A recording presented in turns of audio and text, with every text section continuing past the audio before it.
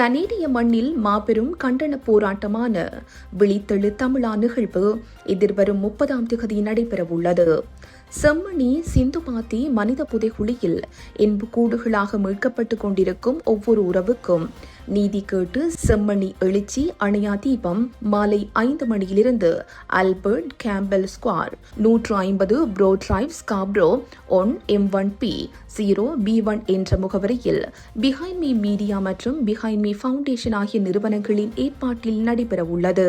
ஈழ வரலாற்றிலும் உலக மனித உரிமை பரப்பிலும் செம்மணி என்ற சொல் வெறும் ஒரு நிலப்பரப்பை குறிப்பது அல்ல, மாறாக அது ஆறாத காயத்தின் பேரழிவின் வலிந்து காணாமலாக்கப்பட்ட உறவுகளின் நீதிக்கான போராட்டத்தின் அடையாள சின்னமாக உள்ளது. 1995 முதல் 1996 காலப்பகுதியில் யாழ்ப்பாண குடாநாடு ராணுவ கட்டுப்பாட்டின் கீழ் வந்தபோது ஆயிரக்கணக்கான தமிழ் இளைஞர்களும் பொதுமக்களும் சித்திரவதைக்கும் வலிந்து காணாமலாக்கப்படுதலுக்கும் உள்ளாக்கப்பட்டனர். 1998 கிருஷாந்தி குமாரசுவாமி படுகொலை வழக்கில் குற்றம் சாட்டப்பட்ட ராணுவ வீரர் சோமரத்ன ராஜபக்ஷ தெரிவித்த சாட்சியத்தை தொடர்ந்து செம்மணி மனித புதைக்குழி விவகாரம் வெளிச்சத்துக்கு வந்தது.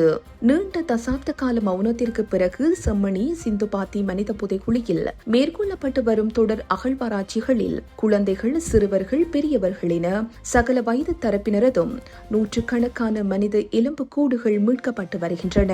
இது தங்கள் உறவுகளை தேடி போராடும் ஒட்டுமொத்த தமிழ் சமூகத்திற்கும் ஆறாத துயரத்தையும் அதிர்ச்சியையும் மீண்டும் மீண்டும் அளித்துக் கொண்டிருக்கிறது.